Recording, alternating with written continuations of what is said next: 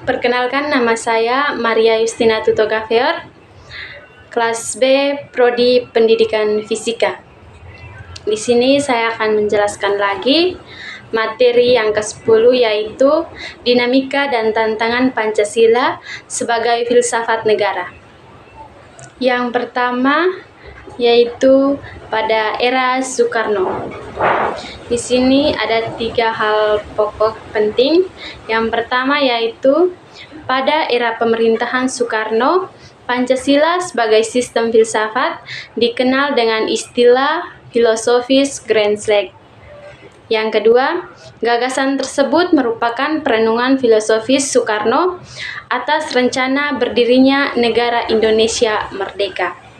Yang ketiga, ide tersebut dimaksud sebagai dasar kerohanian bagi penyelenggaraan kehidupan bernegara. Yang kedua, pada era Soeharto. Pada era Soeharto ini juga ada 3 gagasan pokok. Yang pertama, pada era Soeharto, kedudukan Pancasila sebagai sistem filsafat berkembang ke arah yang lebih praktis. Yang kedua, artinya filsafat Indonesia tidak hanya bertujuan mencari kebenaran dan kebijaksanaan, tetapi juga digunakan sebagai pedoman hidup sehari-hari. Yang ketiga, Soeharto mengembangkan sistem filsafat Pancasila menjadi penataan P4. Yang ketiga yaitu tantangan Pancasila sebagai sistem filsafat. Pertama, kapitalisme. Kapitalisme yaitu aliran yang meyakini bahwa kebebasan individu pemilik modal mengembangkan usahanya dalam rangka meraih keuntungan sebesar-besarnya merupakan upaya untuk mensejahterakan masyarakat. Kedua, komunisme. Komunisme adalah sebuah paham yang muncul sebagai reaksi atas perkembangan kapitalisme sebagai produk masyarakat liberal.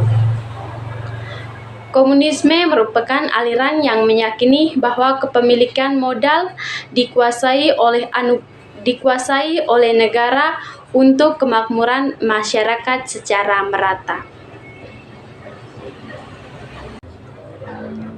Yang keempat, urgensi Pancasila sebagai sistem filsafat. Pertama, melekatkan Pancasila sebagai sistem filsafat dapat memulihkan harga diri bangsa Indonesia sebagai bangsa yang merdeka dalam politik, yuridis, dan juga merdeka dalam mengemukakan ide-ide pemikirannya untuk kemajuan bangsa, baik secara material maupun spiritual. Kedua, Pancasila sebagai sistem filsafat membangun alam pemikiran yang berakar dari nilai-nilai budaya bangsa Indonesia sendiri sehingga mampu dalam menghadapi berbagai ideologi dunia.